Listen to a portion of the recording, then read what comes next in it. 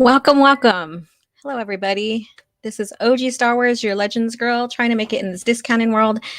And I welcome you guys to my impromptu live stream here. So we'll wait a couple more minutes to have a few more people come in.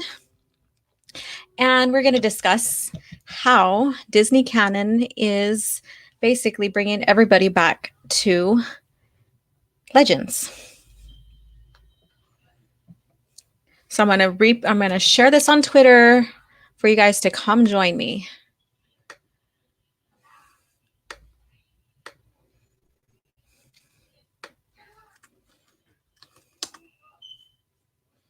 Here we go.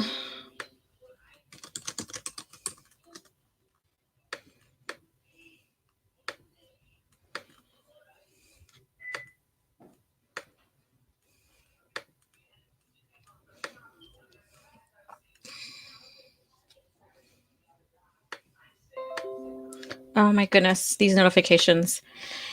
Hi, Spartan. How are you doing? Good. Well, afternoon? Yes, afternoon. How are you?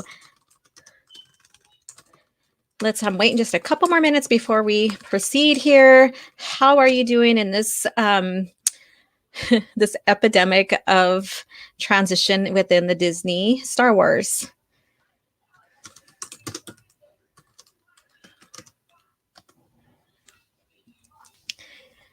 Hi, Katie. How you doing? Thank you for joining. All right. So I was trying to avoid this topic and just stay with the legend content. But if you follow me on Twitter, you will see that, you will see that I am just very disgusted with how much there is inconsistency. Basically, the lore is being broken within its own canon, within the 6 original movies, basically, which binds Disney, Star Wars, and even Legends. So so the 6 original movies are the basic foundation. Oh, thank you. It's coming through solid too. Awesome. I had to connect to my 5G. Thank you so much. Yeah, so I decided, let me grab a blanket. I'm kind of cold. Hey, Stig. I still need to give you a wrench, Stig. So I'll take care of that in a little bit by tomorrow. I'm not the real Santa. The cap isn't fooling me. Hey, I'm Mrs. Claus.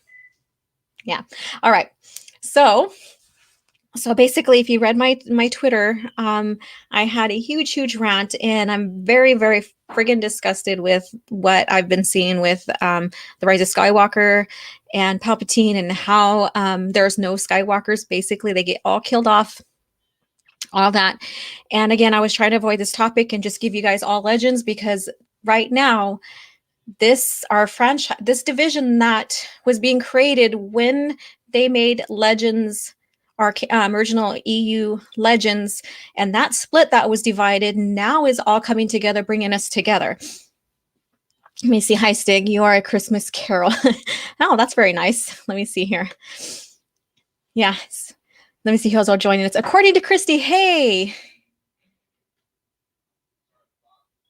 I'm put on the StreamYard link on Twitter. Yeah, I put it on my Twitter, so you guys come in, share. All right. So basically, one thing that really caught my eye is the fact that in the credits we see all the Force ghosts, basically, who spoke to Rey. So we see, like Hayden Christensen came back and revised that character. Hey. I think you put the wrong link up. Hello. I think you put the wrong link up. I did too, didn't I? Wow. Hello. Thanks for joining me. I did. Hey, I'm still learning, but you know what? Hello. So we are discussing the Force ghosting. I was just getting to that. So nice. Thank you. You're my officially very first guest on my yard, on my live stream. So congratulations. Oh, sweet. Yeah, I'm the first guest in the yard. Oh yeah. Yes, you're the first one. So thank you so much. And I seen what Christy put. And I guess I did the wrong one. So I might be having, people pop in. Yeah, probably. Yeah, that seems to be a trend lately. You'll be like, oh, I'm just going to go live here. And you do the link at the top of your current StreamYard page. And it's like, no. It's got to be the when you had to go into your channel and copy that link. Yes, I just now And that's the realized that. one. Thank you, Christy. Thank you so much. But okay, that's okay. So what we're getting at today is basically the Force Ghost voices that are reprised by the original characters, you know, speaking to Rey, and how much that's breaking basically Return of the Jedi, or not Return, Revenge of the Sith canon. So basically the 6-movie canon. Yes, Stiggs, go ahead, pop in. Come on in, Stiggs, because Stiggs is the one that shared that, and I'm pretty sure other people did, but I got that information off of his Twitter. So Stiggs, come on in. And that, you know, mind you, bringing Palpatine back, yeah, that was just for nostalgia's sake. That was a cop out, even though, you know, George Lucas approved him coming back with his Force essence in Dark Empire. And that too was kind of like an if about in the original EU. So, right, you know, yeah, and with Force Ghosts, I mean, that was a new concept, like post Return of the Sith, or Revenge of the Sith. Basically, it was Qui-Gon learned it to be audio only, I think, and then he taught Yoda how to do it, and Obi-Wan how to do it, and that was pretty much it, right? And then I think wasn't Anakin or like Vader being able to do it kind of an iffy thing, but you know, because he's the chosen one and is so in tune with the Force that maybe that's an exception. But other than that, there shouldn't really be just all these random Force ghost abilities with people. Yeah, exactly. And so we get you know, like you said, Anakin is a chosen one. So when I posted that on Twitter, I made sure I followed up with Anakin being able to do it, for the simple fact he's a chosen one. And then when we get into the lore, and even I think into Return of Jedi novelization, it shares how Obi-Wan and them were teaching him how to do that when he was making his crossing. And so this is where it gets really, really sticky with the lore, because all these Jedi that are speaking to her, one is supposed to be alive still, and she's not really a Jedi, she's a Force user now. But one is, you know, but the ones that are being used to talk to Rey, basically, they are already gone. So they weren't even here after the fact that it was taught to Yoda and Obi-Wan. You're right. Yeah. Qui-Gon discovered how to become a ghost Yep. right before the end of Return of the Sith. Sorry, Revenge of the Sith. I said the same thing. So I know. everyone who died before that wouldn't get that information. I also noticed, if you see the Force Ghost Luke and Leia thing, it seems Force Ghosts can now change clothes. Yeah. Because Leia is not wearing that. That's her Episode 4 outfit. I think it's established that they pretty much can only emulate what they died in a way, at least from what I understood. Which is why young Anakin makes... No, actually, no. Because Anakin is wearing Jedi robes, isn't he? Yes, and that's where he I was should have going been to get wearing the at. stuff he wore at Mustafar. Yeah, he would have been in all black, and but the fact is that when they did this is before the and this is just an excuse, and what I see, maybe not even an excuse, but we didn't have the prequel trilogies out yet when they did that. Even when they changed the image of Anakin from old to the young Anakin, so we didn't get, you know, the PT yet to, you know exactly what he was wearing. Yeah, So fair that's enough. a mislip to me. And Yeah. does it justify anything? Maybe, maybe not. Just take it as it is. But now we see, you know, like Leia, she's in her A New Hope garb or whatever. Why don't they just make her image young then? Wouldn't If they're surprise going me to do if it they that did, way. honestly. Sounds like that's what they want to do. I think Force Ghosts take the appearance of what they look like when they died. And Anakin arguably died at Mustafar, right? He became Vader. So basically, what they look like when they were still in the light. Yeah. Yeah, exactly. And that makes sense because, you know, the Force ghosting is not necessarily a Sith or a dark side ability. So that makes sense. So if anything, that's a better explanation than just say, oh well, they just stuck him with robes because of, so that's, if you dive into the Lord and see, moviegoers are not going to really know that. Yeah, and all of a sudden, Force Ghosts can hold lightsabers. Mm-hmm. As Luke catches the lightsaber, Mm-hmm. and think of the implications of that. Mace Windu, Yoda, Kenobi, all of them, as Force Ghosts, could have attacked Palpatine and Vader at any turn with lightsabers. Yeah. Yeah, I mean, I really kind of thought too that Force Ghosts were supposed to be more connected to an individual afterwards. Like they only do the ability to help guide in a way, just be extra guidance from beyond for the most part, and that's essentially it to its full capacity. And Rey's not even a Skywalker, so they're connected to Palpatine. Well, I mean, technically, I guess I'd they say could be though, since Palpatine killed them all. I mean, I would think that as a Force Ghost, you'd be able to kind of choose somebody with certain Force to attach to, but Yeah, I don't know. I would assume they can't just go to anyone at any time, so it'd be limited. I could see Kenobi be attached to Luke's lightsaber because he had it for 20 years, but that one is destroyed now. So, Mm-hmm. And on top of that, if Force Ghosts do get attached to like maybe someone they trained, so why wasn't Yoda there this whole time with Luke? Because plot. yeah. And where is Dooku? He trained Qui-Gon.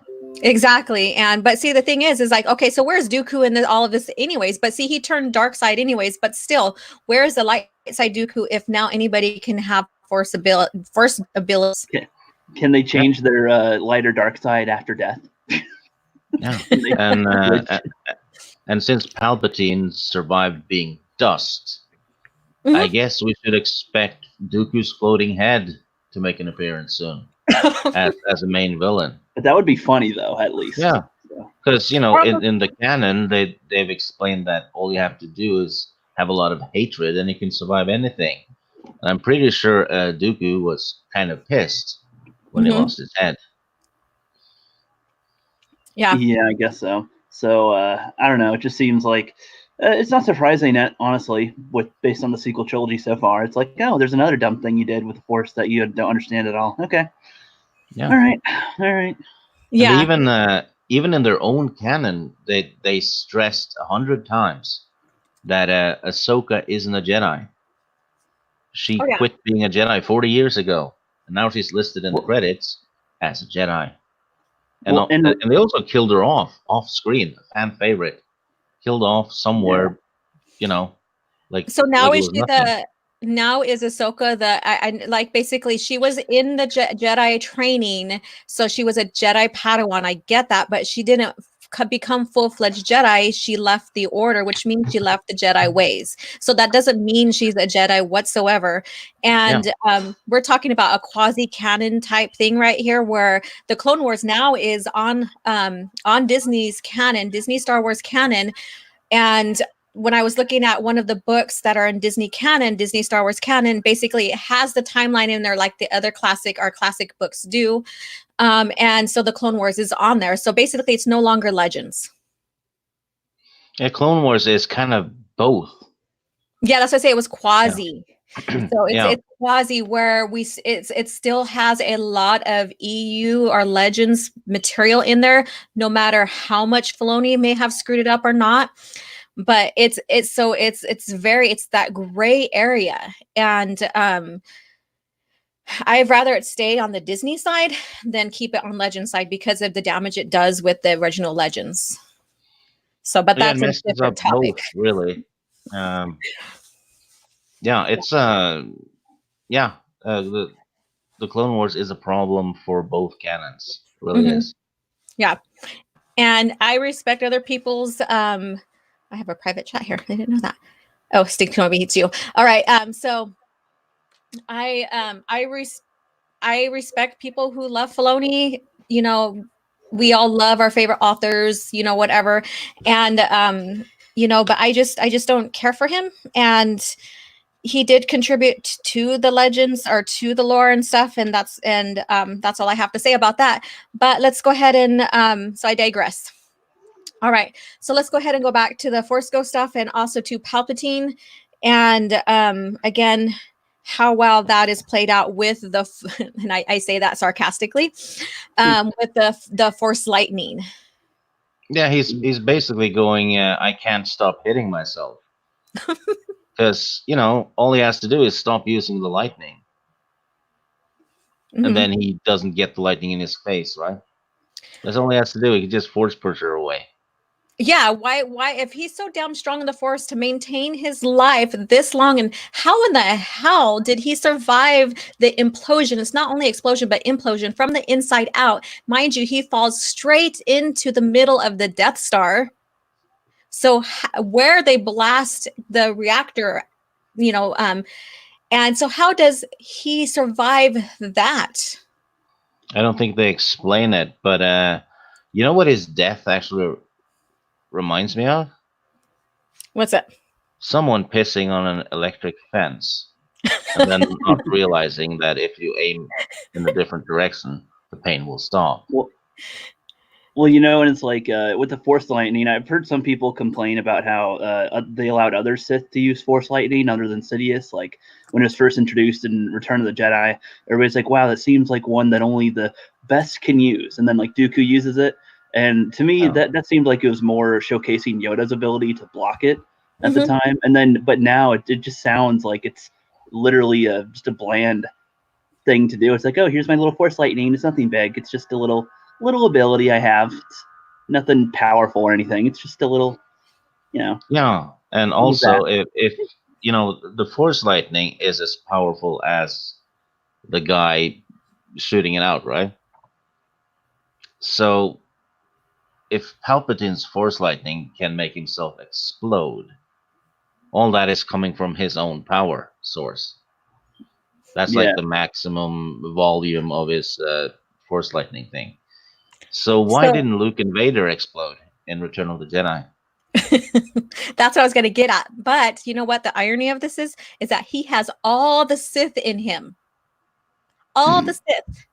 Just like Rey has all the Jedi. They could be possessed now.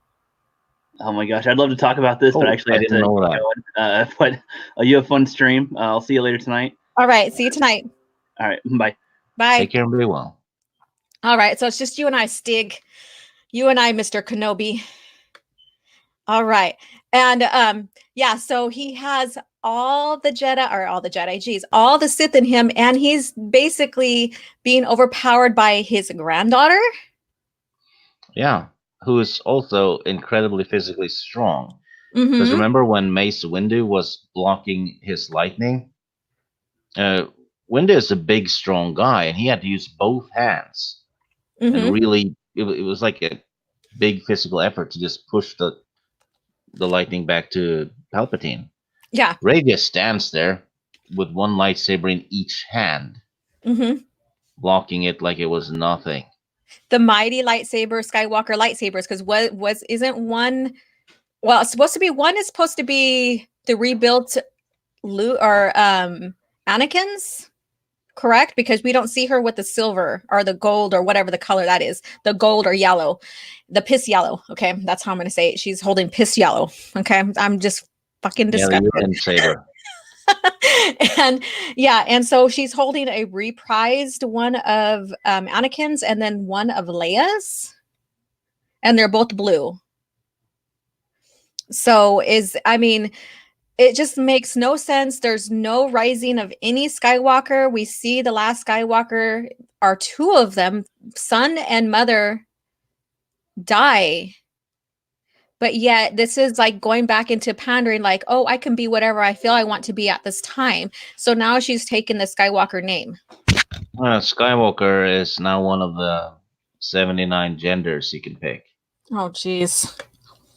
Oh, my goodness. I'm going to go ahead and take a look at the chats real quick because we have some interesting stuff going on here. One Luke's, one Leia's. Yes. One Luke. So is that his green lightsaber? Is that confirmed what colors? I thought I seen they were both blue. So then if it's Luke's, it would be green and blue. But they're both blue, aren't they? It should have stripes. That would be fun. Candy cane lightsaber.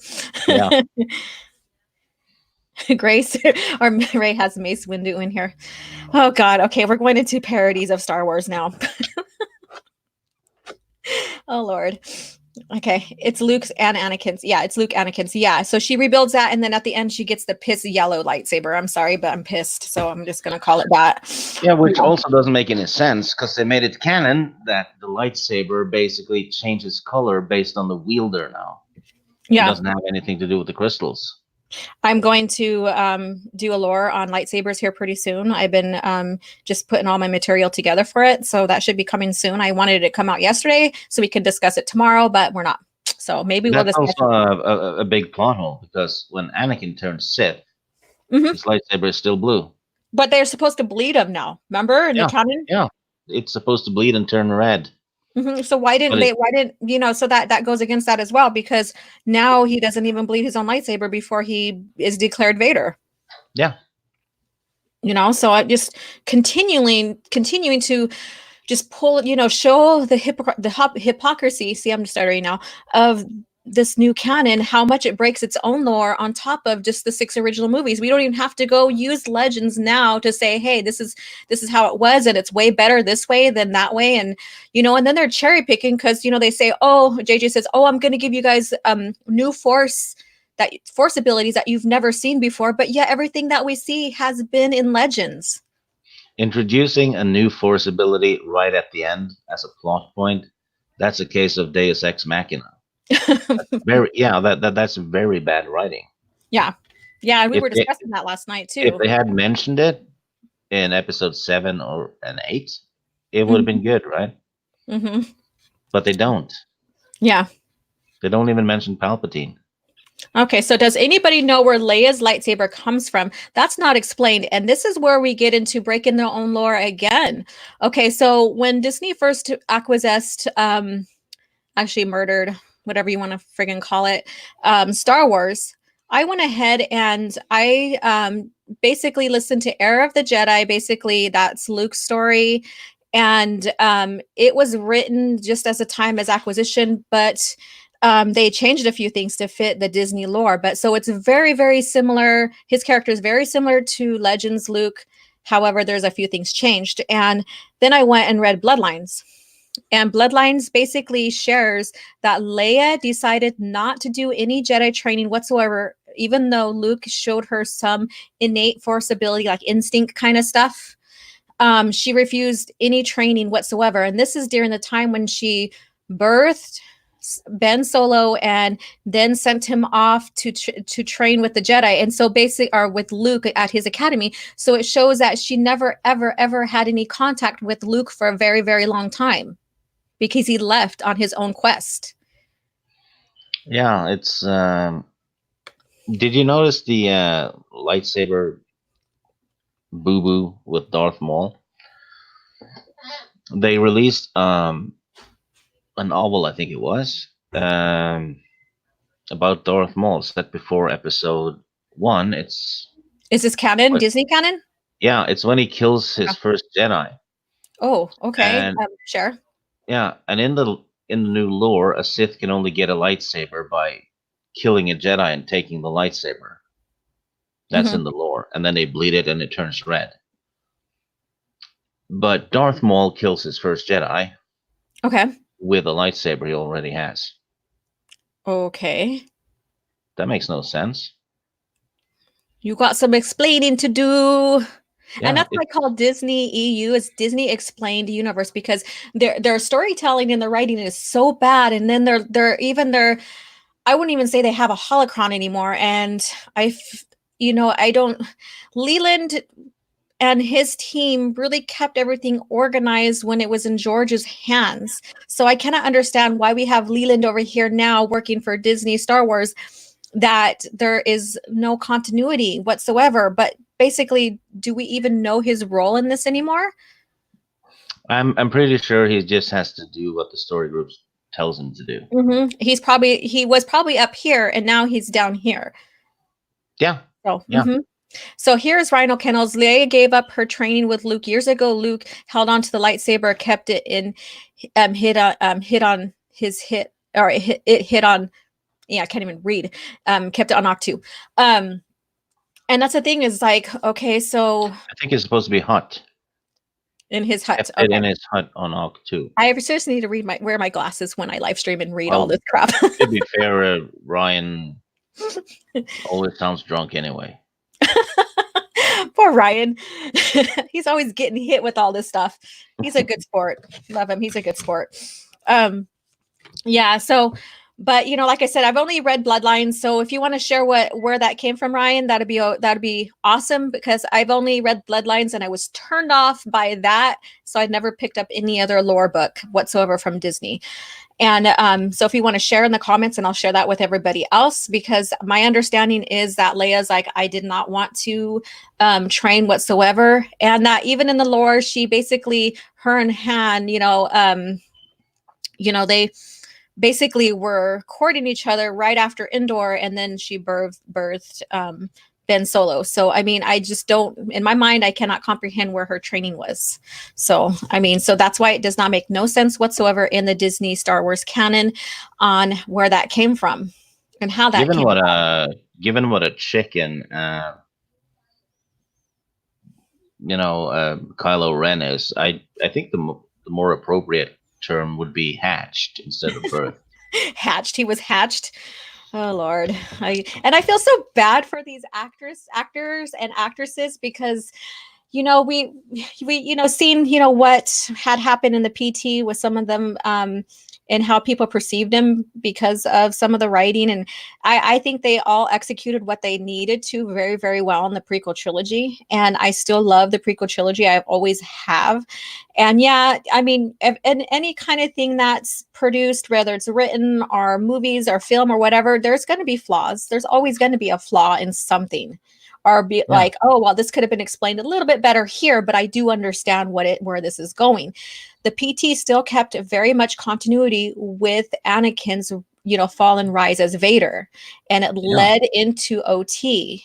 And I'm the kind of person that loves looking at continuity and how well the lore fits in there with each other. That's why I love Star Wars so much. I've never gotten into Marvel and them, because, they have parallel universes. I want to have a consistent lore, not no parallel. And now we're in a parallel state where we have Legends and we have Disney Star Wars. And I am welcoming everybody who is now thinking, oh shit, this stuff stinks.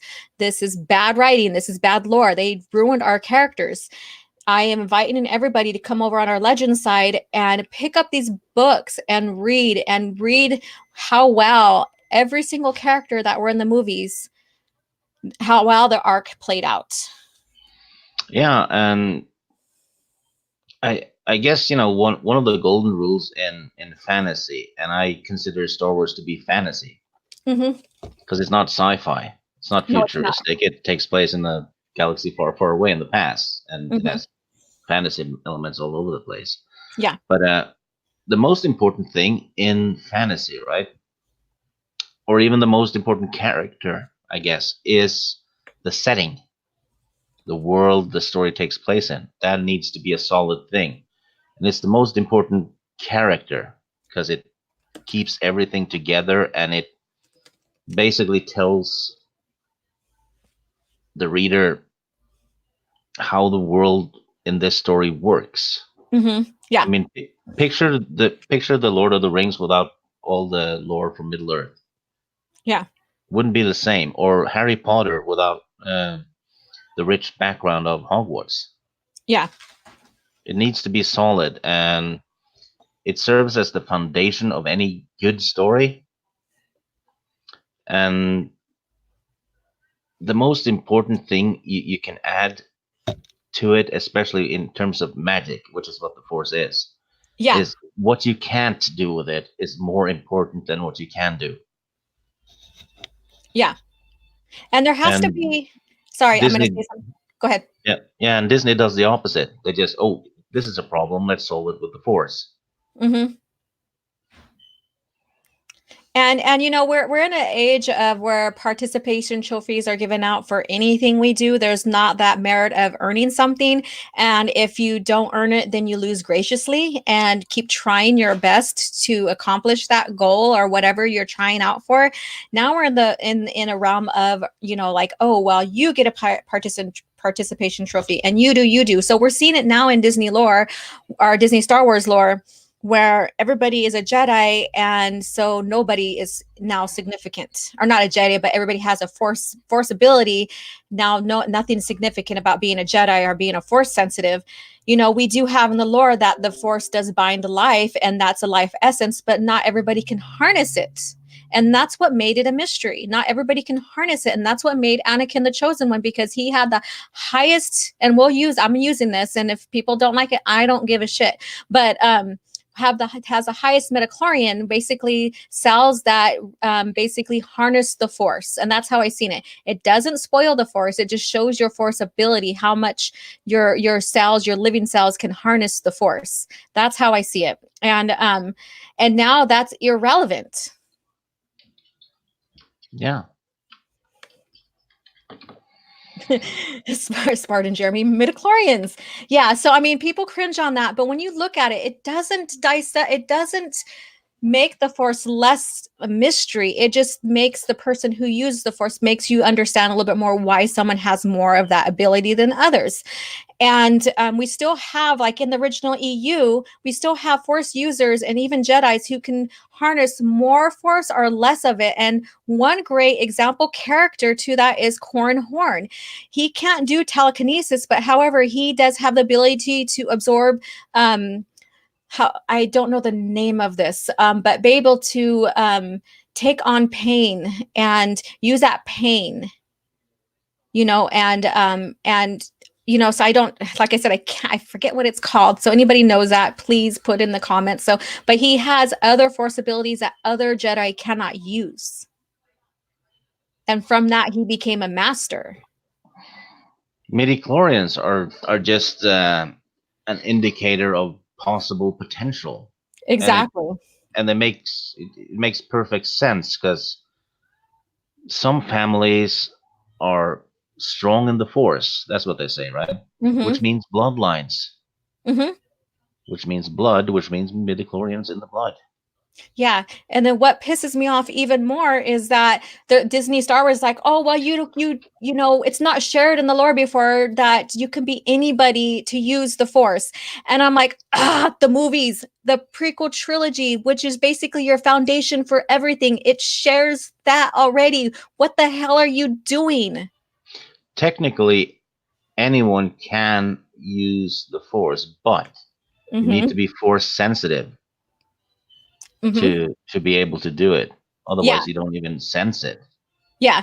Yeah. You have to have the midichlorian count, and you have to basically have training, and again, the force is the life force in Star Wars, basically, Yeah, if you think about it that way. So, yeah, you know, force is what keeps you alive. So what the hell is this dying from the force about anyways? I mean, yeah. isn't force supposed to be life-giving? It's like overdosing on your own blood.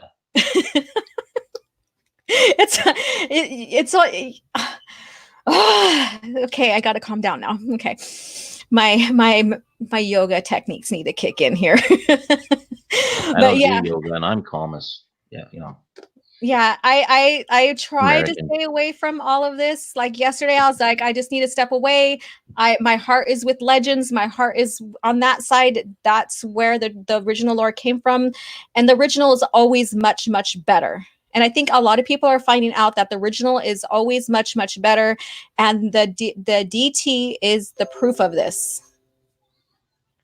They hired SJWs and woke people to write it, and in order to write a fantasy story, you need to dream. But if you're too woke, you can't dream.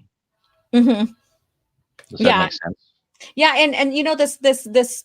I wouldn't. I would like to see woke as a different thing, but when you know, because I mean, woke sounds like you're wide open to any possibilities. And, but basically, what we're seeing is no one's open to possibilities unless it fits their narrative, which is very blinding, really. And, you know, so we're basically in a nihilistic age right now, where if, you know, even basic religions are being torn down, you know, even you know, certain races are being torn down. And so to me, that's not woke, because you're not wide open to possibilities. You are very much blinded. So I think that's like a hypocrisy of the word. And I'm not trying to defend the word woke towards those people. I'm just looking at my own perspective. But yeah, wokeness basically is the nihilistic ways we are seeing that's going on. And I'm sorry, I will not give JJ any credits whatsoever. He was the catalyst of destroying, you know, Star Wars within the movie realm when he did Force Awakens. You know, basically was a copy of A New Hope. And we began the Mary Sooness there, which led into The Last Jedi, and now what we are now getting with The Rise of Skywalker. Yeah, and you know, even The Force Awakens was poorly written. I mean, Starkiller Base, what does it do? It drains the sun and then fires at planets. Yeah. So you don't have to fire at planets if you drain the sun. Yeah. That planet is dead. You already killed the solar system. Yeah. By doing that. Yeah, it doesn't make sense. I was like, what are you doing? Just draining the sun. All you're doing is giving them a quick death. Mm-hmm. Yeah, it might take a couple of years for maybe those planets to die, depending on like how far, you know, because when a star dies, basically, no, it takes light years before it reaches here on Earth, right? So that's only common sense. And when George made his trilogy and stuff, and oh, my phone is, something's going off here. Okay, my phone is connected to my bigger computer and it just went off. What the hell? Well, anyways, as I was saying, you know, like an Ewok playing a drum. I know, right? We're celebrating the saga ended at 6, so that kind of goes with that, TT, right? And yeah, so when we see my husband's home, when we see George, when he created Star Wars and stuff, he also made sure that, you know, basic elements, even in our world and science, was still put in there to make everything make sense to us. Yeah. So, he actually spent time writing. He didn't just rush ahead. Yeah. And he worked with the hero's journey. He worked with, you know, elements, and even writers, when they wrote in the EU, they still kept up with the elements, like Thrawn, or like in the Thrawn trilogy with Zahn and all of them. They made sure that they were more coherent with reality, because again, it's a galaxy far, far away from here. And so keeping to, you know, basic elements and how the universe works, or how the galaxy works as a whole, or universe works as a whole, you know, was the ideal for this, or for Star Wars in general, when Lucas had it. Ever notice that? Well, it's actually kind of staggering, because a lot of the critics that are now bashing Episode 9, only last week they bashed people for hating The Last Jedi because it has a female lead. And now they're bashing a movie with a female lead, the same female lead. Yeah. Spot the hypocrisy.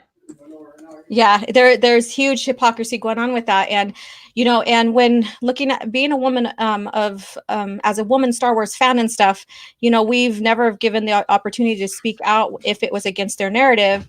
And because Kennedy, she's like, I'm going to give you a woman protagonist because I want women to love Star Wars. However, as a woman, if I spoke out against that, then that's not the norm. Yeah, you're a traitor to your gender and all kinds of racist and a sexist and stuff, right? Yeah, let me see here. Teresa, sorry, come on in, darling. Here we go. Hello. Hi, Teresa. Hi, I left the link out on my Twitter, so hello, how are you doing? Doing great. I thought it was an open invitation, so I said, okay, let's pop on in. Let's talk about this. Let's talk about it. So go ahead and share. I'm sure you were listening. So go ahead and share what you like with some of the points that we've been talking about, your own perspective. Okay, now to be fair, actually, I wasn't. I just hopped on. So you were talking about, I'm sure, assuming the Rise of Skywalker, correct? And how much it sucks. Well, that. Well, I did get to where you're. Go ahead. Okay. What about me? Okay, let me just run a little bit with what you just said about Kathleen Kennedy and as a woman. Yes. It just makes me so angry because guess what, Kathleen Kennedy? I was watching Star Wars, the original Star Wars. I'm old enough that I was able to see it in the theater. I was quite young, but I still remember it. It's one of the first movies I remember seeing in the theater. And I was a girl. I was a girl at The Empire Strikes Back. I was a girl all the time. I adored Luke Skywalker. I thought he was the SH dash dash dash. I loved, of course, Princess Leia, but I was a huge Star Wars fan, and I got into the EU. I love the way that they had Luke and Han and Leia as they grew older, and then their children. Jaina, I love women characters. I love Star Wars. I didn't need to have somebody come out 40 years later and be all, well, girls, they can't get into Star Wars because there's no women in it. And then give us this crap. And I am mad as you know what, and I am not going to take it anymore. Yes, share some more So because we need to have our voice in this all because Kennedy's like, I'm catering to you women. I'm giving you guys women's because you women didn't like Star Wars until I came into the picture. Isn't it weird though? Yeah, exactly. They keep saying that, equality in Star Wars and all that, but why the heck do they call them female fans and male fans then? Shouldn't it just be fan? Because gender doesn't matter if you like, a franchise. Yeah. You like it for what it is. Precisely. Right? Absolutely. Same thing with gaming, to be honest. Yeah. Female gamers, Well, and they play the same games as guys do anyway. It's just gamer. Precisely. Yeah. And there wasn't a thing in the 80s about this girl fan, boy fan. And we had tons of movies that had girl leads. Like we've all talked about Alien. We all know about Ripley. We know about the Terminator. But also things like V, the TV series. Juliet, the leader of the Resistance. I'm sorry? Baywatch? No, V, the... No, I know. I was just adding. Okay. I was like, I didn't say Baywatch. Well, no, that was David Hasselhoff. But I mean, she was one of my great favorite. That was one of my favorite things when I was on TV was V. And as far as the Star Wars goes, I remember looking up to, of course, Leia.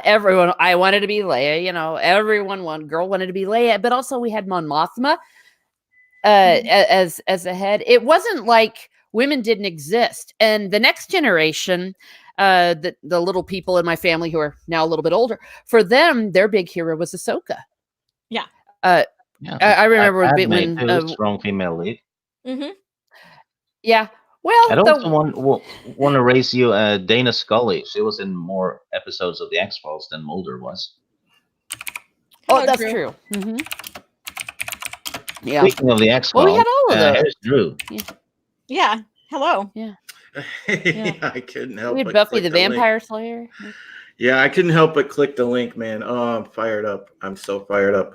I wrote the story this morning about the Rotten Tomatoes scores, and oh my God, I just feel like my childhood is gone. It's so bad. It's not gone. It's not gone. Don't give them that power. We still have Legends, and if we stay in Legends and only purchase Legends and the original 6 movies, we are letting them know exactly what we want. Well, yeah, like my thing, Laura, I am huge on the Old Republic, and I still have that. I have my Revan novel. I have KOTOR. I have SWOTOR. I have KOTOR too. So I mean, I can hold on to that stuff because I absolutely love it. Mm-hmm. But also a comic series. But yeah, the comics as well, Stig, and it's just like, man, I hope though that they don't screw it up, because I know that's where they're going to go next, and I'm like, they're going to do it. Please don't screw up, Revan. Star Wars. Star Wars sucks so hard now it could suck a basketball through a garden hose in seconds. Mm-hmm. Like a black hole. It's in a black hole right now, and it's like I said, we have Legends now, and this basically, we've seen a huge split when Legends was, or when EU was coined Legends. And so we had, and I was there for that backlash because I'm a huge Legends fan. And I was watching everybody's channels, Star Wars channels, during the time of all this change in Star Wars. And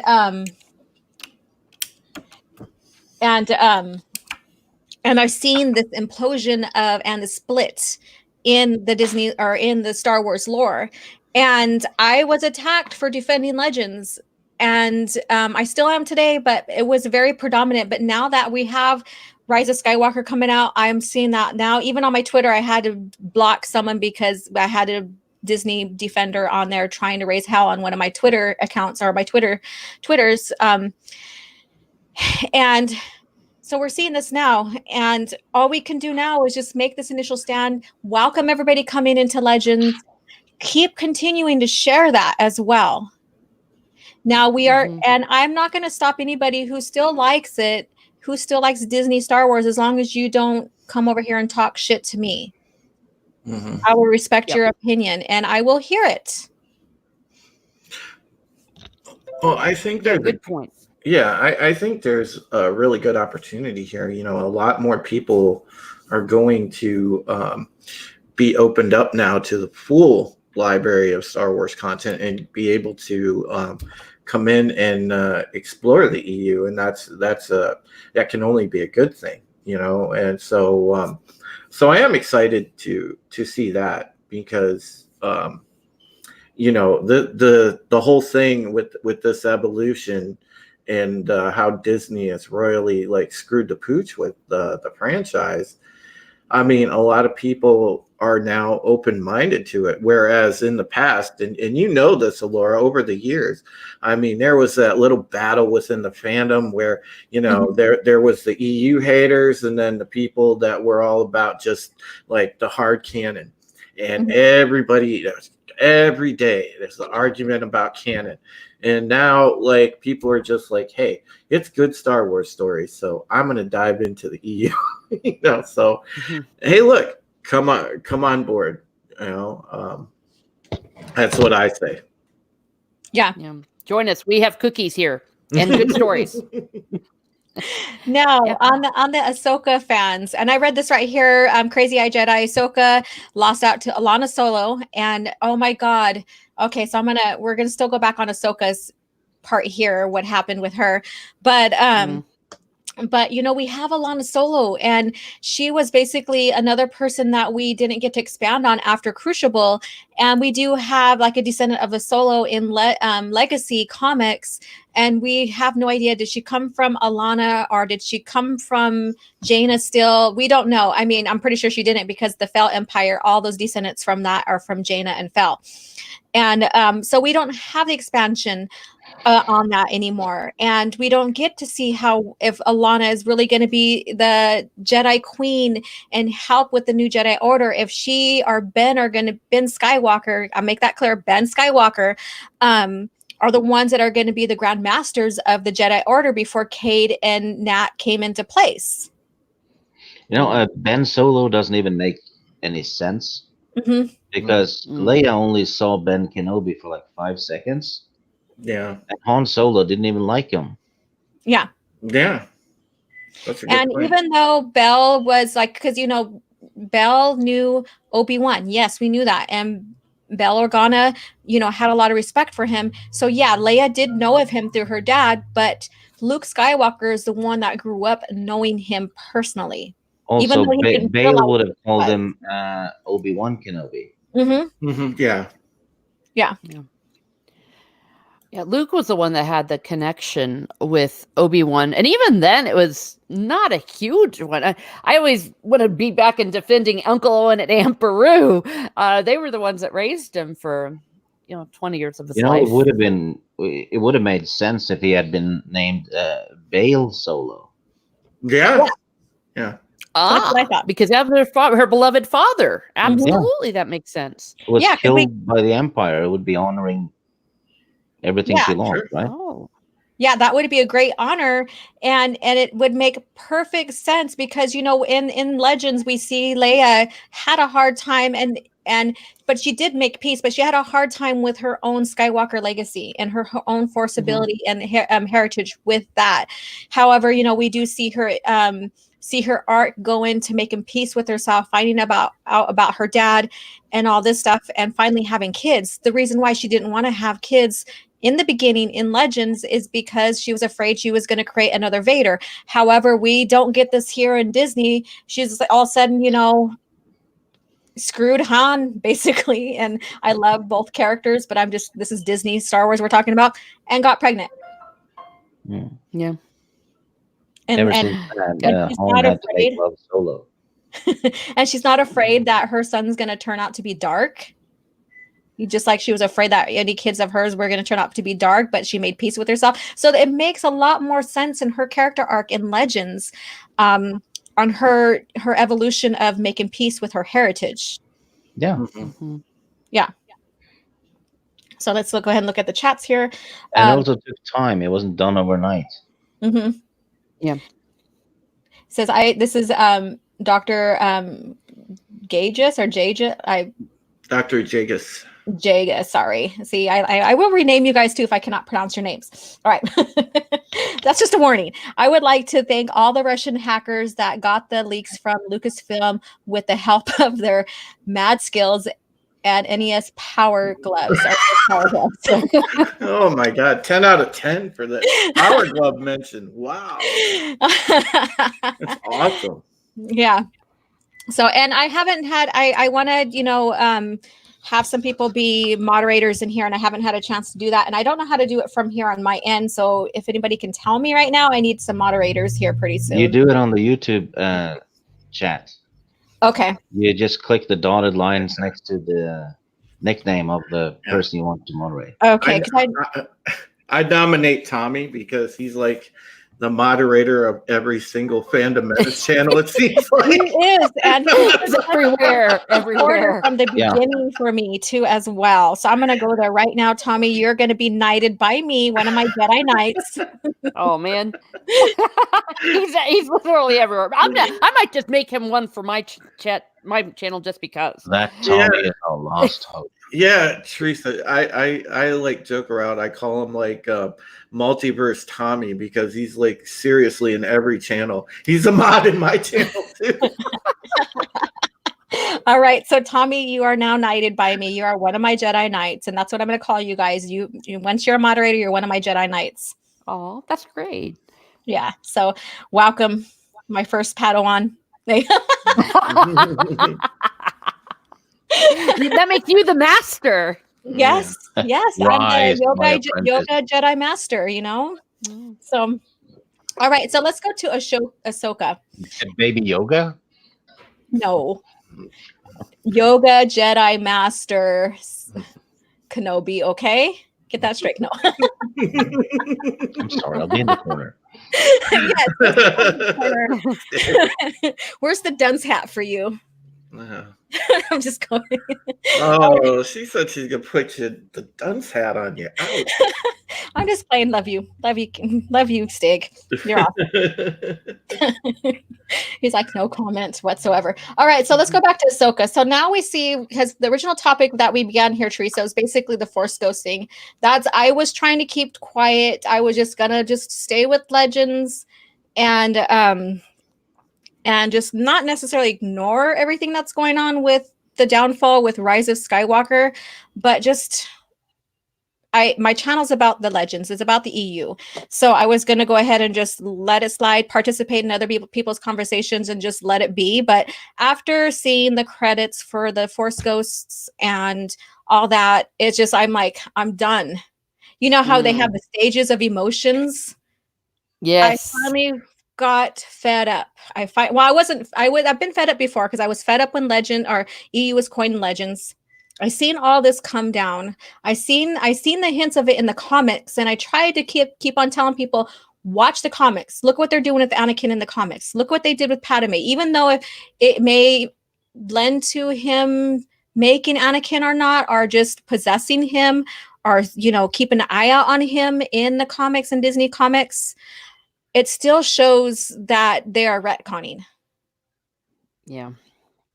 Well, the thing with Ahsoka being a Force ghost, on so many different levels, it doesn't make any sense. Because, well, first of all, someone pointed out that where did she learn the super ghost trick? Because she wasn't around, and I guess it also means that she's dead. So. Yeah, and technically, she hasn't had a defined death. There was nothing that showed that, unless like we're taken to assume that her and Sabine, they're out there looking for Ezra, and she died somehow on that journey. But it's sure like it's going to be explained in some fan fiction novel they're going to release. Oh my gosh, she hasn't had a defined death. I was very ticked off about that because I like Ahsoka too, and it's like, man, at least show me where she died. Don't just pop her up as a random Force ghost. Like, hello, I'm Force Casper. And Filoni because Filoni did not want his character to die, so he went against George's wish. He didn't fully off Ahsoka in the Clone Wars, and then when Rebels came about, he brought her back with the dreaded time travel, and that's what Worlds Between Worlds is. It's a time travel. I don't care if people say no, it's not, because once you go into those different realms, you're traveling in time. You're going back or forth in time. That's still time travel. Yeah. Sure, it's a time travel plot device, and that's the thing. Like, it was funny. I was talking to Script Doctor. Oh, Laura, Script Doctor because he's always on the panels with me, and we were chuckling because I was telling him that I was going to sit down and start writing my novel Saturday, and he says, "Well, for God's sakes, don't do time travel, Drew." He's like, that is the worst thing you could possibly do. And, and he's right, because then it presents all sort of issues. And I when I watched Rebels, I had a bit of an issue with them being, with him being just there in between the realms, being able to pull people out of trouble, whatever. That's like, it's such a weird plot device when you use time travel. Yeah. And so on top of that, so we get Ahsoka that's back, and there's a lot of mystery behind her because of that. And so those Ahsoka fans want to know exactly where she stands within the Force as a Force user, what she has learned, what knowledge, what's going to come about her. And yet now we're here and she's dead, talking as a Force user. Where the hell did she learn this? I mean, mind you, did she eventually have contact with Luke Skywalker? So are they going to put her in Luke Skywalker's academy and die with the rest of the academy when Ben attacks? To be fair, she could have learned it while she was in the World Between Worlds. Yeah, that's true, but I mean, she could have talked to Qui-Gon in there and just learned it. We don't know. Sure. It just occurred to me, if they're doing the Obi-Wan series, could Ahsoka be in that? Maybe she could have gotten with Obi-Wan there and learned it. That's a possibility. That's a good possibility, Teresa. But Disney canon though, Obi-Wan, Luke, Yoda, all of them are now the most pointless characters in movie history. Yeah. Oh yeah, there's no point to any of them. Nothing. They were helping the Skywalker family, which turned out to be irrelevant. Yeah. So I was going to get to that. We're going to be here for maybe another 15-20 minutes. So thank you guys for hopping on, and my unknown invite that I sent on Twitter. Thank you so much. Yeah. I leave the corner now. I'm tired of looking at my feet. Yeah, but let's talk about the Skywalker legacy here, and that's one thing that pisses me off so much, is that this whole series and basically the movies are not a Skywalker saga. When you look at the original intention of George Lucas, it was a bridge into Legends or into the EU. There was no parallel universe, and now they're saying, well, this is the Skywalker saga, everything's over. So are they making a parallel universe with this now? Oh my gosh. No. Then we'll have 2 universes that suck. Yeah. Oh god. I mean, Yeah. on top of Legends. So is there going to be 3 universes now? Embrace the Probably. double suck. You know, because they're like, oh, we're done with the Skywalkers. But when you look at it, even when you go back to KOTOR, the movies still made sense to them as well, because they're taking elements from what we learned in the movies to build up, Yeah. even if the Skywalkers are not in it.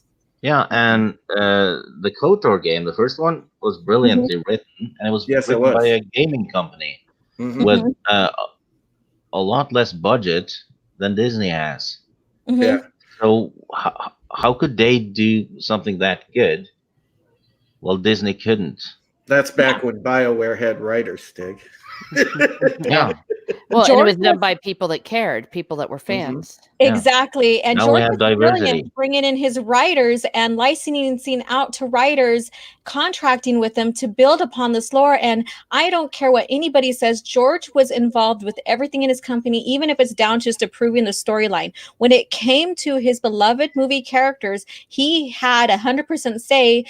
Nothing or anything that's in the novel was put there. Everything in the novels that were put there because George wanted it there. Not, and if he didn't want it, that didn't happen. And that's evidence with even Chewie's death. Mhm. Yeah, because one of his mandates was that neither Han, Luke, nor Leia could die. Exactly. And so now Yeah. we don't have George making the premiere. So that speaks volumes right there. He wasn't even invited. Yeah, I know. Yeah. Do we know for sure he wasn't invited, or did he just decide not to go? No, someone said they had seen the invitation list, but That invitation take list. it with a grain of salt, though. Yeah. Yeah. Take it with a grain of salt, but no matter what, if he was invited or not, his presence not being there speaks volumes. Yes. Oh, absolutely. Yeah. It's just. It has to be so heartbreaking for him, though. His life's work just got ruined. Sure. Yeah. Mhm. And we're going to have many people saying, well, he deserved it because he sold it. And I will rebuttal with this. He decided to retire. He still wanted us fans to enjoy Star Wars. He still wanted us to continue to get Star Wars because he loved it that much. He trusted the people he appointed to take a spot in the new ownership, because he thought that they would keep the legacy going. They said, we will keep your original characters true. Yeah. I mean, Kathleen said it right to his face. yeah, Even she Bob did. Iger admitted it in his books. They lied to him. Yeah. Yeah. Yeah, I mean, he completely trusted Kathleen Kennedy because she'd been with him for years and years. So it was like, he had no reason not to. So he just trusted the fact that, okay, I mean, when he was selling the rights over to Disney, that's probably why he didn't ask, for it in black and white, that they follow his drafts, because, she probably said, hey, look, I'll make sure that everything's cool and that they follow, what's been established. And then they did a complete 180 as soon as the transaction was complete, and threw it all out. And it's like, man, it's just so shisty to do to somebody. Yeah. I guess it reminds you that no matter how big you get in the business, you're never too big to be stabbed in the back. Oh, yeah. Yeah. And so we have Mar here, and he's like, OG Star Wars, well, unless George planned all of it to happen that way. And are you saying about what we're seeing in Star Wars today? Yeah, there's no way he planned this. Unless he, and people will argue, well, George was pissed off with how people had backlash against the prequel trilogy. And in my area, there was no backlash. Where I live at, people took it very well. Yes, we didn't have a big of social media, but we still had social media. We still had the chats. And I know like Matt Wilkins and stuff, talked about the backlash with even certain books, and when you participated in chat boards, because we did, social media wasn't as big then as it is now. You know something? Back when the prequels came out and the Anakin kid got bashed and Jar Jar Binks, it wasn't the fans who did that. That happened on TV. talk shows. Yeah. and all kinds of media. people had, Yeah, that was had skits that was about it. media. Yeah, and media basically they're biased, and we even see it today. So they're biased, and depending on which media source you go on to will determine which end they are. But there's no middle ground. There's no real productive solutions or even stories that they're giving us anymore. It's we have to take everything with a grain of salt. But when it comes to Star Wars, knowing your lore and knowing what was planted in the beginning, all the way to this new acquisition with Disney for Star Wars, it shows basically what our society is coming to when it comes to, and like I said this earlier before, with participation trophies and nihilism and all that. Mm-hmm. And it's not supposed to be in a fantasy show. It's supposed to be escapism. Yeah, exactly. All this stuff. If you look at the greater universe of franchises, you're talking about Star Wars, Star Trek. Science fiction genre, the horror genre. It doesn't matter the genre, but the iconic franchises that people have grown up with, things like that. We've loved escapist entertainment because for those 2 hours or that 1 hour of television, we can be transported somewhere where we don't have to have a care in the world. We can just get buried in a good story and have a good story told to us. And the minute that they started trying to inject real world politics and identity politics and all this garbage, it just, it sucks the life out of each and every single franchise that they inject it into. It's like literal poison. And I don't understand how people praise JJ. Look what he did to Star Trek. Yeah. And look what he did. And like I said, he's a catalyst to this as well. Mind you, he's every single one that contribute to the DT. Basically, it's their own story, their own writing. It was approved by Kathleen Kennedy and even Bob Iger, because people say, well, Disney, it's not Disney's choice in this all. Yes, it is, because Disney's the one that said, you know what, we want our own creativity, so we're not going to use the EU anymore. Did you see what happened during the Solo movie? I never watched it. I refuse. Ron Howard had to take over and do 80% of the movie over again. Mm-hmm. And he contacted Disney and asked, who does Kira work for? And they told him to contact the story group, because it's their job to know, right? Yeah. And they said, we don't know. Mm-hmm. We have no idea. So he just added Darth Maul. It should have been Jabba, really. Yeah. But no, he added Darth Maul at the It end. makes more sense to be Jabba. Yeah, it does. Yeah, he just, need to put someone there. Okay, the fans like Darth Maul. Yeah. Let's put him in there. Fair enough. He didn't So- know. Yeah, or they should have had It's like a big choose your own adventure now. Yeah. Or paint And by the story numbers. group's one job is to keep it straight. That's it. I mean, or they could have actually, taken that opportunity to put an exchange boss in there. Come up with a new character. You could add an exchange boss or somebody from the Black Sun. You could add, anything like that. They could have actually used Prince Azor and just used it to set up Shadows of the Empire movie. Yeah, there you go. That would have been still work sweet. in the new canon. Yeah, that would have been dope, dude. Okay, so now since we're talking about Legends now, because I have to take care of some stuff, and then I am hopping on to another live stream tonight at 7, my time, Pacific Standard Time. But for every one of you on the panel with me, thank you. And I want you to share with me, take some time, share with me, what is your favorite Legends novel and why? So we'll start with Drew, and then we'll go Teresa, and then we'll go Stig. I have mine right here. Drew the short straw. Yeah, I have mine right here. Awesome. Okay, so now share.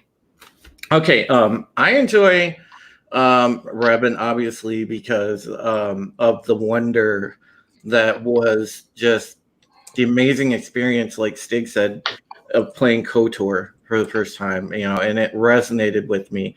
And then KOTOR 2 and everything. So I love the characters, like Revan especially, because I find the story of the Shan bloodline fascinating.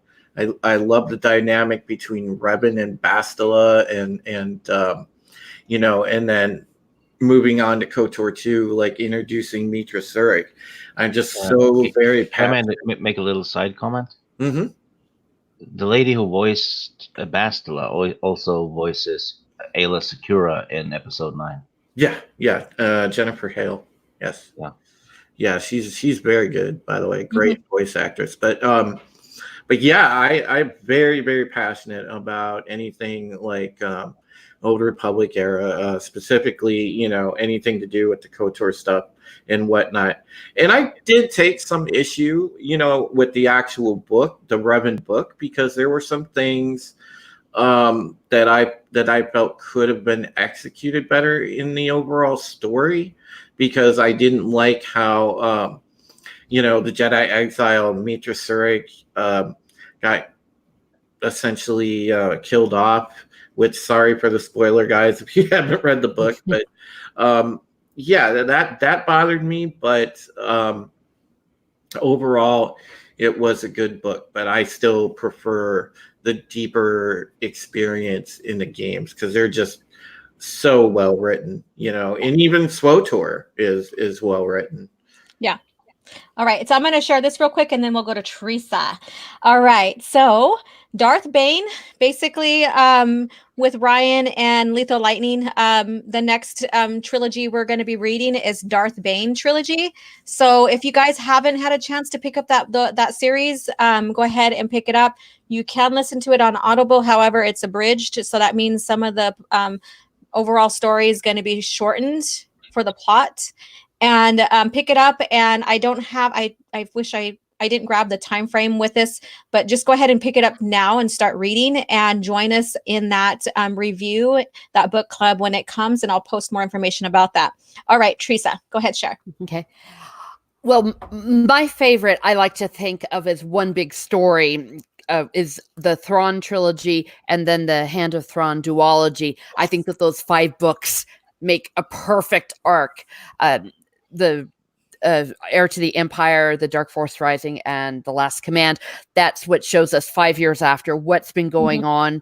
That's where Luke meets Mara, and then with the Hand of Thrawn duology kind of bookends that story. So I think of those 5 books as one book, and I've read loads of other but nothing to me just is as exciting as reading that story. And then, of course, seeing how Luke has grown, seeing him become a Jedi Master, and then finding his mate in Mara Jade. I love it. Yes, gave me chills. Yes, excellent storytelling right there. Awesome. All right, now Stiggs, your turn. The Kenobi novel. How was I gonna get that? Yeah, but it's so well written, isn't it? Yes. And it's very psychological compared to the other books, I guess. Side note, the Darth Bane trilogy is also available on audio unabridged. Okay. All right, so there you go, everybody. So no matter which way you want to get into these the novels, Audible, audio, all that, or even read, are both together. I suggest you start picking them up. Show Disney, Star Wars, Disney, Lucasfilm where we want to spend our money. And that's basically in the original lore. That includes the 6 movies. Like I said, the 6 movies tie much more better into the EU. Now, for mine, what I love is I love Legacy of the Force is my favorite. That one is on my top 3 list easily. It's awesome. Yes, I love the progression of Luke in there. I love that, and it basically, in a sense, mirrors the DT to where it shows how we're supposed to see these characters. Really, that's my opinion, and that's how I see it. And I did skip to 6th book for my lore review of the novels, to Inferno, where we see our standoff between Jason Solo and Luke Skywalker, and how much Luke, he does force projection basically, or he hides in the Force. He doesn't die from it. Spoiler, he doesn't die from it. And he basically pins his nephew down in the chair without even straining in the Force or physically. That's beautiful. Yeah. That's how Jason became a chairman. Right? Right? Yeah, and so and we get, the Kylo is the wannabe Jason Solo. That's all I have to say about that. And so we get the Luke standoff with his nephew, uncle and nephew standoff in Inferno. And that's probably maybe the only time, really. I'm not going to give any more spoilers in Legacy of the Force. However, I'm going to do the whole series here pretty soon. But we do see Luke does, and this is just one tiny spoiler because this is how well Luke understands the Force in the original lore, is that he understands if he pursues Jason further, he will turn to the dark side because of all the emotions and everything that he's gone through with losing his wife and seeing his nephew go down that path. That makes a lot more sense than what we are getting today. The only franchise that has managed to do the passing the torch well is actually Cobra Kai. Yes. They did it perfectly. Yeah. Terminator, Star Wars, all that just screwed it up. Yeah. Royally. Yeah. And Cobra Orange Kai Hat nailed it. Yeah. Orange Hat says right here, Legacy also ties in the Republic Commando. And again, part of my channel's compare and contrast and tying when I review, like even characters. I like to tell you guys, this ties well into the movies here. This ties well into the books here. I'd love to show the continuity because this breaks the narrative of the anti-EU people when they say there's no continuity. And that's my mission about this as well. It's a noble one. Yeah, because Yes, it is. Yeah, because it's so good. I mean, great stories never die. No, they stay alive forever. And wow, sorry, I just gave myself a moment. I had a moment just by saying that. They don't. No, they don't. Yeah, that's why people still talk about the classic movies, right? Yeah, exactly. Nobody talks about Jaws 4. Yeah. We talk about the first one. Yeah, exactly. And the tragedy of this in general is Star Wars basically was timeless. And I still say the OTPT, all that is timeless. Now they turn something that was timeless into just something that is going to be Looking forgotten. at it from across the Atlantic, it looks like 2018 Californian hysteria on Twitter or Tumblr. That's what Star Wars looks like now. Yeah. Not relatable. Yeah, and then so Soul Assassin, I would like to have more Karen Traviss back. I loved how she built the Mando lore. There's a huge split with all that. I love how she expanded the Mando lore, Mandalorian lore. Because Mandalore basically is the ruler or the person who oversees the whole culture. So I love how she created a brand new, like a whole new language and stuff with that, and other authors picked it up from there, and I just love that. And so I've been, and this is not Karen Traviss novels, but I'm doing the Mandalorian or the Bounty Hunter Wars right now, incongruent with the Mandalorian coming out. And I will give credit where credit is due. The Mandalorian has been pretty well. I think it just looks good because everything else is shit. Yeah. That might be too. Yeah. Also, did you notice that they released an episode early on the fly? Oh, yeah. I knew about it. To cover up the backlash. I will say though, Stig, the new episode was really, really good. Yeah, I haven't watched it yet. So yeah, Deborah. If it's good, it's good. Deborah Chow is supremely talented. That's one person that I hope that they use going forward, especially, I think the Kenobi series in the right hands from what I've seen of her work so far with the Mandalorian. Dude, she's been on point, man. Yeah, she's really isolated. The Kenobi series might be good, but they just tanked it because Kenobi's irrelevant now. Yeah, I know. It's a show about a completely irrelevant character. Yeah. You know, So I don't think they had the foresight to see, man. You know, they want to expand in all these different directions with some of the shows and things like that. Well, they've essentially damaged some of their other properties coming out of the gate because of how badly they've screwed up the story in the movies. yeah, it's like Star Wars is one big soup, Yeah, but then they pissed in it, and the Kenobi show is just a fresh serving from the same pot. Right? yeah. Her yellow lightsaber, her pissy lightsaber in there and stirred the pot.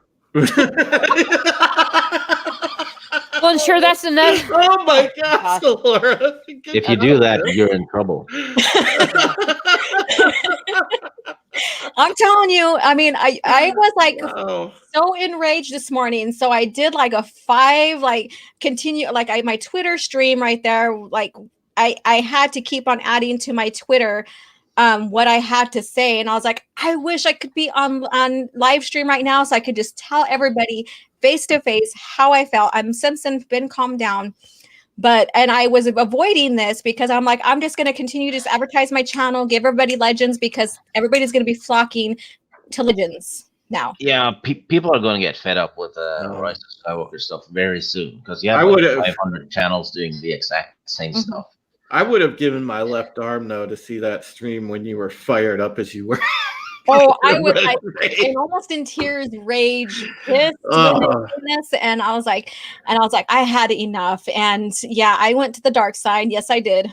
Yes, give me an Allura rage stream, please. And I was like, shit, I can't do this right now. I wish I could. So, Miss Teresa, tell me how you feel as a woman of Star Wars, and we like us minorities and women basically they try to pander to, but we're not buying this shit. So tell me, we're gonna close here. So we'll begin with Teresa. So tell me what you think about everything and just let us have it. Well, first of all, this was not made for women because it wasn't even made for girls. It was a true woman knows what a true story is. It's hard to put this into words, but yeah, without cussing, right? Yeah, without cussing. Go ahead, let it out. No, they didn't make it for anybody. That's the thing is. So don't insult me by saying this is for me. It's not for me because I don't like stupid stories. I like to watch a story that I give a rat's rear end about. So what they're really saying is, are they really saying we're going to make a story for women? This is a story for women.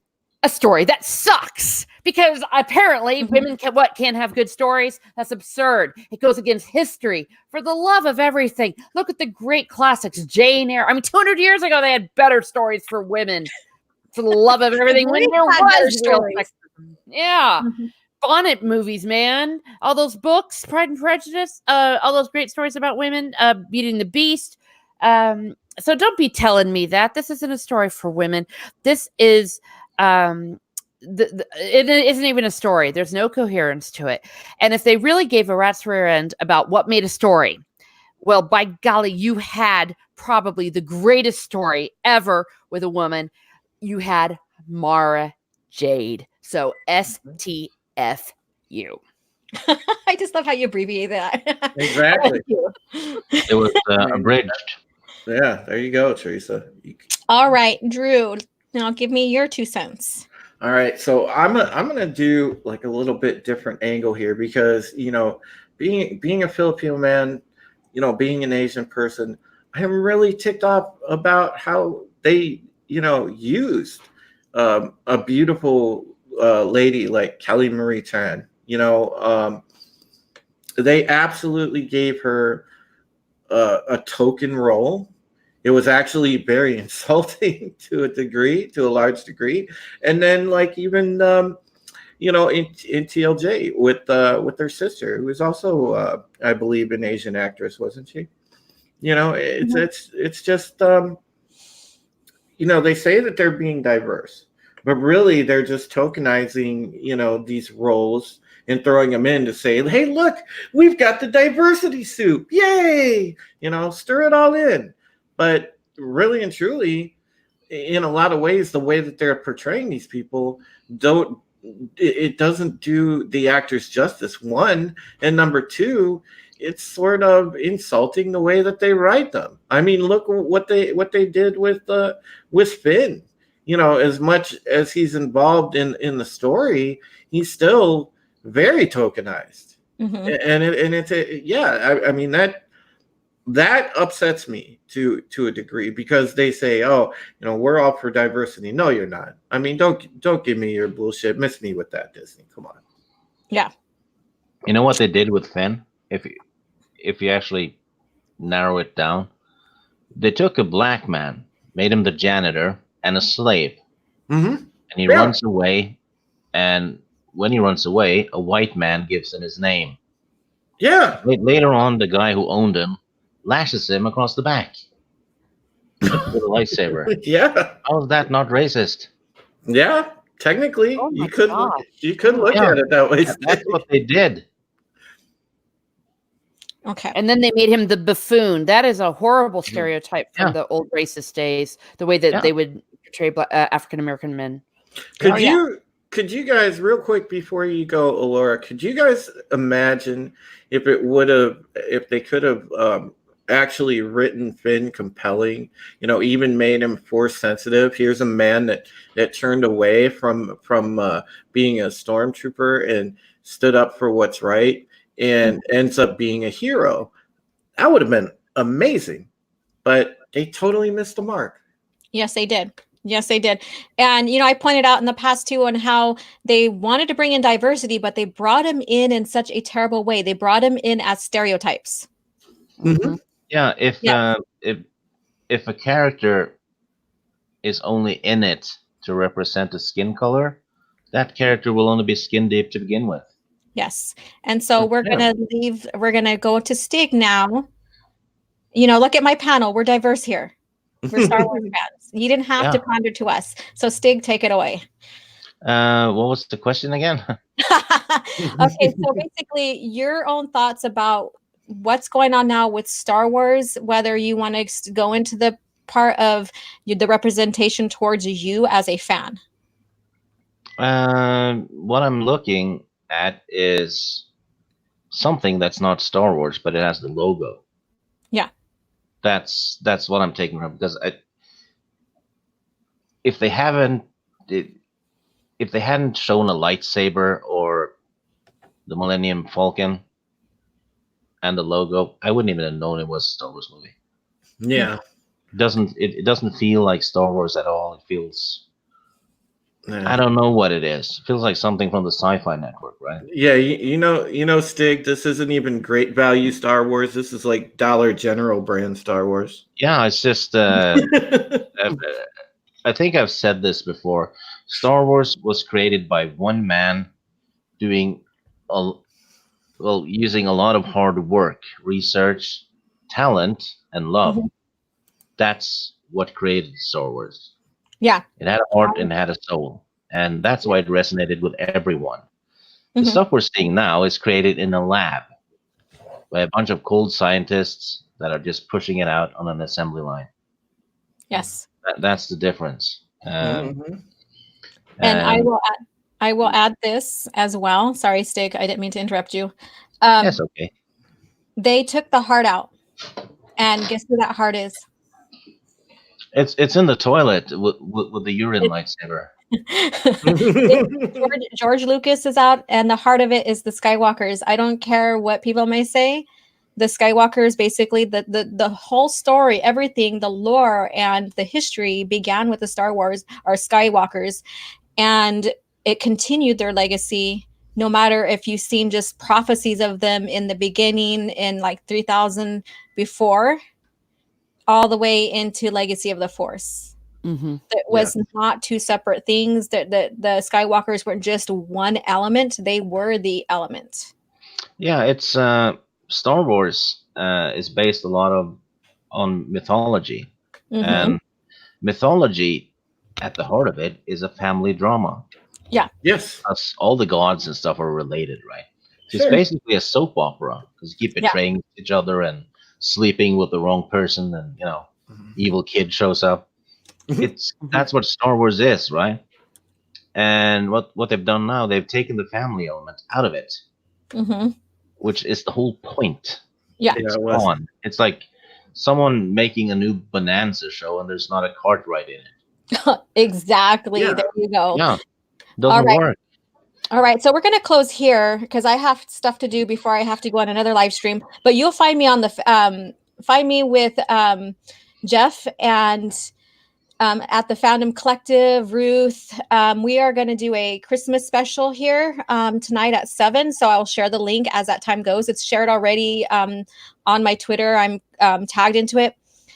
So join us on there. We're going to talk about Christmas movies and Star Wars. And so you'll probably get a more of a clear perspective from this woman on the on Star Wars right now as we see it. Nice. Awesome. Yeah. And then also just more Christmas cheer. So hopefully we can keep the cheer up and stuff because it's right now depressing. That's why I debated on even going on my own live stream to talk about this because I wanted to keep it positive with Legends. And so on my Twitter, share everything, like tag me, tag anybody, but share everything Legends. Let's flood Twitter with nothing but Legends content. Do you feel better now, Laura? Yes, I do. Good. I do. So thank you guys. The people who needed to be here are here today. Thank you so much, Drew. Thank you so much, Teresa, for popping in. You're gracious to our fandom. Thank you so much. Thank you, Stiggs, as well. I've had, conversations with some of you guys already. Again, I was trying to avoid this, but again, sometimes talking is therapy, like I told Drew before. And Can I remove that donkey ear hat now? huh? The donkey ear hat thing you put me on when you stuffed me in the corner. Can I take it off? Oh, okay. Yes, you can take my Thank you. Padawan, and maybe I'll give you a wrench too, so. Gut wrenching. All right. So thank you everybody who came into the chat and participated as well. Again, I just wanted to discuss some of this in my own perspective and along the Legends and EU side of this and how I view it. My heart will remain with George Lucas era. And, again, I give credit where credit is due. The Mandalorian has been quite interesting. I know it's not Legends material and it's going to contradict with that, but I've been enjoying it. So, I mean, it is what it is. Yeah. So, and from that, and the Skywalkers live on in EU. Yes. Also, Baby Yoda for the wood chipper. No, yeah, I'm not. I'm sorry. I'm on the fence about Baby Yoda because I think it's going to be another market or another ploy. But I just hope that they honor George by keeping the Yoda species or the species Yoda belongs to a mystery. Yeah, Teresa, I got your back. I'm Team Baby Yoda. Oh, yeah, he's so cute. He is cute, though. I will admit, he is cute. Mm-hmm. So, I mean, no doubt about it. He is cute. So, I mean, I'm not that cold. His eyes are black, like Chucky's eyes. No, come on, Stig. He's not one of the black-eyed children. Come on now. We need to have someone put like a Chucky wig on him and everything. I'm glad I did not take a drink. I can do that. No, but seriously, thank you guys so much for joining me. Thank you for everybody that participated in the chat. I maintained around 25, 26 for a while, and that's great considering I'm still just an itty bitty tiny YouTube channel right now. I am pushing 600 though right now. So hopefully by, next week, I'll be up there in that range. It's all up to you guys, but whoever subscribed, thank you so much. Those who share, get more people in who's interested in Legends. Let's keep our attention on Legends. Let's let Disney Star Wars know where we want our material to go. Try something that'll raise your sub accounts. What happened? I can raise your sub accounts right now. Okay, do it then. Come on. You just need to focus. This is the channel you're looking for. Oh yeah, you gotta give me the high ground too. Gotta put me on the high ground, Kenobi. I'm not gonna cut your legs off. Sorry. Oh yeah, don't do that. No, but you need it for yoga. You taught Luke the high ground. So. Yeah, you definitely, Laura. It's always awesome to to talk Star Wars with you because you definitely know your stuff. you have an awesome channel, and you have a vast amount of knowledge, and you're a wonderful person. You present it in a great way. So I'm very thankful I had the opportunity to finally get on a live stream panel with you. Yes. On your channel. Yeah, ditto to all of that. Yeah, it's been a blast. I'm so glad you made that mistake and put it out there. Mm-hmm. Yes, I love having you on here, Teresa, as well, and Stig as well. Like I said, I do chat with people in my DMs about Star Wars, and just about what's going on in our own opinion. And like I said, I respect people's opinion, no matter if you're going to defend Disney or not, as long as you don't raise hell and start calling names and trolling, I don't mind. Have that debate, because I don't expect all of us to have the same viewpoints, even if it's about Legends. So, Yep. yeah. All right. So I'm going to close here. So you guys have a great day. Thank you so much for attending the chat, for everybody in the chats. Thank you again to the panel. You guys have a great day. Okay. Bye. Thank you for having me on. Merry Christmas, everyone.